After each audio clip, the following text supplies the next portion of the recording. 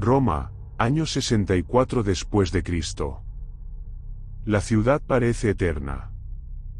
Sus columnas de mármol se alzan hacia el cielo, sus calles de piedra resuenan con los pasos de miles de ciudadanos, y el humo de los mercados se mezcla con el olor de pan recién horneado, sudor humano y estiércol de caballos.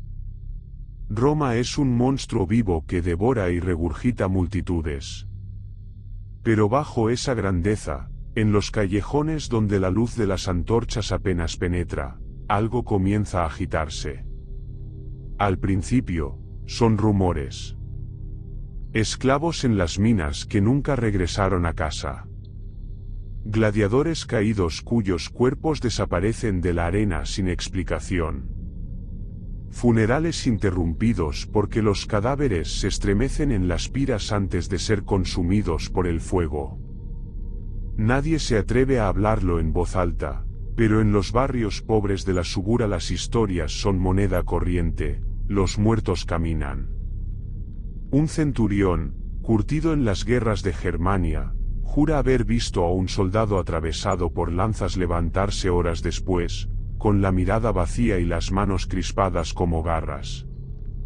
Una anciana, vendedora de especias, asegura que los cadáveres arrojados a las cloacas han vuelto a subir por las alcantarillas, cubiertos de limo y gusanos, mordiendo todo lo que encuentran. En el foro romano, los senadores discuten entre murmullos. Unos lo llaman peste, otros, castigo divino. Nadie se atreve a desafiar abiertamente al emperador. Nerón, mientras tanto, permanece ajeno. Rodeado de poetas, músicos y cortesanos, pasa sus noches componiendo versos y ensayando melodías con la lira. Cuando algún consejero menciona la supuesta plaga, él sonríe con desdén. Roma no teme a fantasmas ni a supersticiones. Roma arde de vida, y arderá aún más con mi canto. Pero las desapariciones continúan. En las casas más humildes, las madres encierran a sus hijos al anochecer, sellando las puertas con aceite y rezos. Los perros aúllan hacia las necrópolis. Los vigilantes nocturnos encuentran puertas desgarradas y callejones cubiertos de sangre seca. Y en las catacumbas cristianas, los fieles rezan con temor. Sus obispos murmuran que las palabras del Apocalipsis ya se cumplen, que los muertos se levantan para anunciar el fin de los tiempos. Una noche, cerca de la Vía Apia, un grupo de esclavos fugitivos es perseguido por soldados. En medio de la refriega, uno de los esclavos, herido de muerte, cae. Los legionarios se preparan para arrastrar su cuerpo, pero el moribundo se levanta, con la boca abierta en un grito sin voz, y muerde el cuello de un soldado. El caos es total. Los pocos testigos que regresan al campamento cuentan lo imposible, que la muerte ya no es el final. Roma tiembla, aunque todavía no lo admite. La peste de los muertos vivientes ha comenzado, y lo hace en silencio, como un murmullo que pronto se volverá grito. El murmullo se convierte en rugido. Roma, con su grandeza infinita, no tarda en convertirse en un festín para los muertos. Todo comienza en los barrios más humildes, en la Subura, donde el hacinamiento convierte cada vivienda en una trampa mortal. Los primeros en caer son los mendigos, los esclavos sin dueño, los desamparados que nadie reclama cuando desaparecen. Pero pronto los zombis no distinguen entre plebeyos y ciudadanos libres. Las calles se llenan de gritos. Las familias corren, arrastrando a los niños entre la multitud, mientras figuras tambaleantes emergen de las sombras. Algunos avanzan con las fauces desgarradas, otros con el vientre abierto y las vísceras colgando, pero todos con la misma hambre insaciable. El hedor de la descomposición cubre la ciudad como una nube invisible. Las cohortes urbanas, encargadas de mantener el orden, luchan con disciplina al inicio, escudos firmes, gladi afilados, formaciones cerradas. Pero pronto descubren la verdad, las heridas no detienen a los zombis. Un tajo en el vientre, una lanza atravesando el pecho, nada los detiene. Solo el fuego y la decapitación parecen darles descanso, y aún así, los soldados tiemblan al ver cómo brazos amputados se siguen moviendo en el suelo. El foro romano se llena de cadáveres que no descansan. Los templos son profanados, las estatuas de los dioses manchadas de sangre. Los sacerdotes claman sacrificios, pero los dioses guardan silencio. Las voces llegan hasta el palacio de Nerón. Los senadores lo presionan. La ciudad se nos escapa de las manos. Hay que evacuar. Es una peste, debemos aislarla. El pueblo exige tu palabra, César. Nerón, sin embargo, contempla todo con una calma perturbadora. Si Roma está maldita, se reconstruirá mejor, más gloriosa, más digna de mi nombre, dice, acariciando su lira. Y entonces da la orden que sellará la historia, prender fuego a la ciudad. Oficialmente, será para purificarla del mal. Extraoficialmente, para reescribirla a su imagen. Las antorchas vuelan, las hogueras crecen. Calles enteras arden en cuestión de horas. Los barrios pobres se convierten en hornos, los techos de madera estallan en llamas. Los gritos de los vivos se confunden con los alaridos de los muertos en llamas.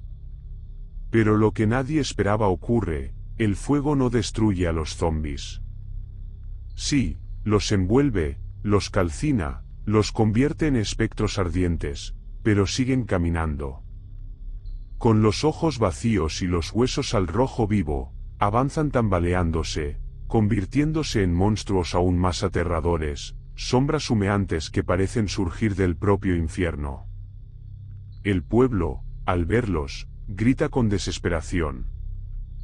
Los dioses nos han abandonado. Es el fin de Roma. Mientras tanto, Nerón se alza en lo alto de una terraza, contemplando la ciudad ardiendo.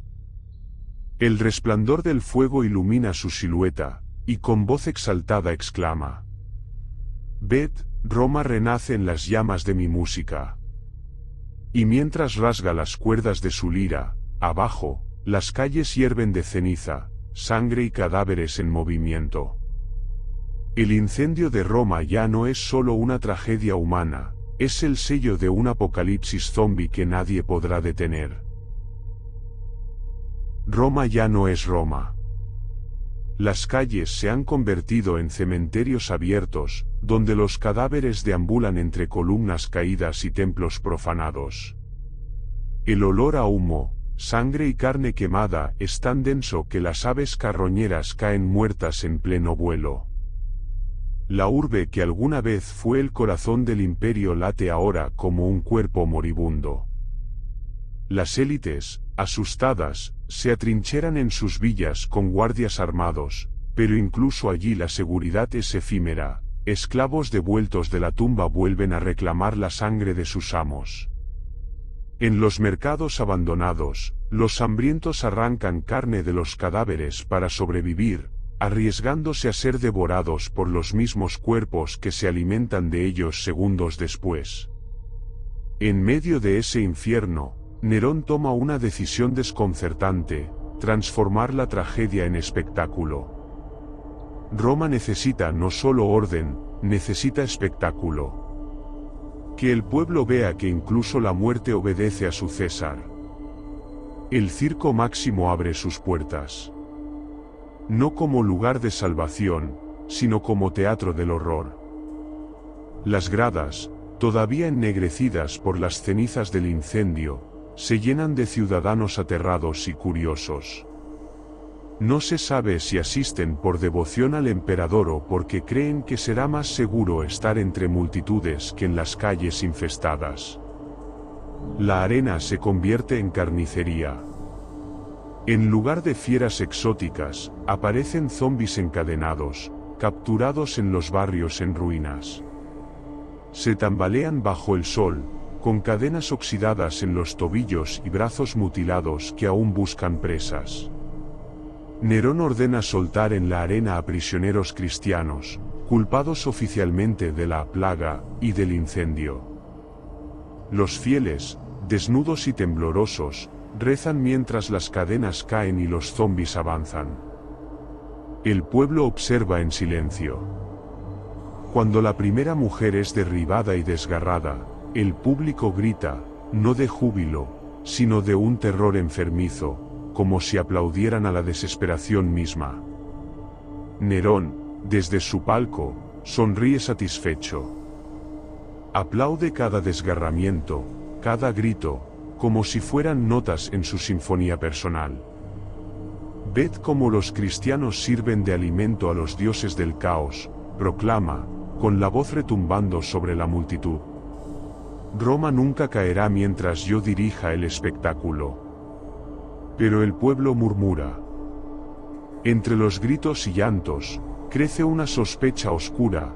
Algunos aseguran que los zombis no atacan al emperador cuando se acerca, que su música parece calmarlos por instantes, como si las notas de su lira tuvieran un poder secreto. Otros lo llaman hechicero. Otros, el anticristo. La paranoia aumenta. Un senador, en voz baja, comenta. No lucha contra la plaga, la corteja. El circo Máximo, antaño símbolo del entretenimiento imperial, se transforma en un altar de la desesperanza. Las arenas se llenan de cadáveres despedazados que, horas después, vuelven a levantarse entre aplausos nerviosos. Roma contempla, horrorizada, que incluso la muerte ha sido convertida en diversión bajo el reinado de Nerón. Y mientras las cadenas se rompen y los zombis comienzan a trepar por las gradas, muchos entienden la verdad. No hay espectáculo, solo condena. Roma es un cadáver en llamas. Las legiones, orgullosas y disciplinadas, ya no existen como fuerza ordenada. Los soldados que sobreviven vagan exhaustos, luchando a solas contra las hordas de muertos. Algunos se suicidan antes de ser devorados, otros desertan y se ocultan en templos arruinados, esperando un milagro que nunca llega. El Senado, reducido a unos pocos hombres temblorosos, conspira en secreto. Los murmullos recorren el Palatino. Nerón ha perdido el juicio, Nerón ha abandonado a Roma, Nerón se sienta en palacios iluminados por antorchas mientras la ciudad muere a sus pies. No solo nos condena, dice uno de los senadores. Se alimenta de nuestra condena. Los zombis han sobrepasado las murallas. El Tíber arrastra cuerpos que no se hunden, flotando entre las aguas oscuras como si buscaran arrastrar consigo a cualquiera que ose acercarse. Los templos están profanados, en el de Júpiter, los sacerdotes fueron devorados en sus altares, y en el de Vesta, las vírgenes guardaban brasas inútiles mientras los muertos se agolpaban contra las puertas. Nerón permanece en el corazón de su palacio, rodeado de fuego y espejos. Se dice que pasa noches enteras cantando con su lira, convencido de que su música sobrevivirá cuando la ciudad sea ceniza. Algunos de sus guardias lo abandonan, incapaces de soportar los lamentos que llegan desde fuera, un coro de muertos que parece responder a las notas del emperador. El pueblo, presa del pánico, encuentra a un nuevo enemigo en medio de la plaga, los cristianos. Se multiplican las hogueras, las cruces, las ejecuciones. Pero ni los cuerpos ardiendo ni las plegarias logran detener el avance de los zombis. Roma descubre con horror que el mal no viene de los cristianos, sino de sí misma. En el Senado, un hombre golpea la mesa con el puño. Debemos acabar con él. Su locura nos arrastrará a todos. Pero nadie se atreve a enfrentar directamente al César. Algunos prefieren huir, otros creen que el emperador no es ya humano, que se ha convertido en algo más. La noche final llega con un silencio antinatural. No se oyen los cascos de caballos, ni el bullicio de los mercados, ni los pregones de los comerciantes. Solo el arrastre de pies y los golpes contra las puertas selladas. Roma entera parece latir como un solo monstruo. En el interior del palacio, Nerón se mira en un espejo de bronce. Sus ojos, desorbitados, reflejan tanto el fuego como la locura. Afuera, los zombis golpean los muros con un estrépito que hace temblar la piedra. Si Roma cae, murmura con una sonrisa quebrada, caerá conmigo, y renaceré en sus cenizas. Las últimas puertas del palacio ceden. Los guardias que aún lo rodean mueren destrozados en cuestión de segundos. Los corredores se llenan de gemidos guturales, de dientes que chasquean, de cuerpos ennegrecidos que se arrastran. El emperador sigue tocando su lira, incluso cuando los primeros zombis atraviesan la sala. Algunos esclavos aseguran haberlo visto de pie, erguido, imperturbable, mientras los muertos se detenían a su alrededor como si lo reconocieran. Otros juran que se quitó la vida, temiendo ser devorado. Pero entre los sobrevivientes corre un rumor más terrible, que aquella noche, entre las hordas de cadáveres que marchaban por el Palatino, alguien vio una figura distinta, un hombre con túnica imperial y corona de laurel marchita, caminando al frente de los muertos, como su emperador eterno. Roma no solo había perdido a su César, lo había entregado a la plaga. Años después, la ciudad volvió a levantarse. Las ruinas ardidas fueron cubiertas con mármol nuevo, los templos reconstruidos, las calles restauradas con la arrogancia de quienes creen que el imperio jamás caerá. Los emperadores que siguieron hablaron del incendio como una tragedia necesaria, borrando de los registros lo que realmente ocurrió. Pero entre la gente, las historias jamás murieron. Los viejos susurraban a los niños que durante varias noches, tras el gran incendio, Roma perteneció a los muertos. Que las catacumbas se llenaron de sombras tambaleantes, que los templos olían a carne en descomposición y que las calles retumbaron con un ejército que no respiraba. Se decía también que Nerón no murió. Que el suicidio del César fue un invento para calmar al pueblo, una mentira conveniente. En los suburbios y en las tabernas, los supervivientes juraban haberlo visto marchar entre las hordas de cadáveres, la corona de laurel marchita en la frente y la lira colgando de sus manos, como un pastor de sombras.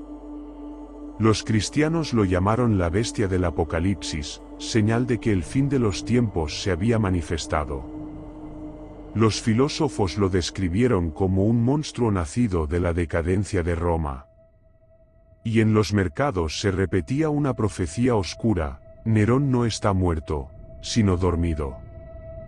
Un día volverá, y con él caminarán otra vez los muertos de Roma.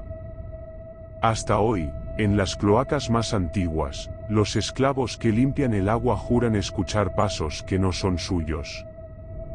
Golpes apagados. Lamentos que no provienen de gargantas vivas.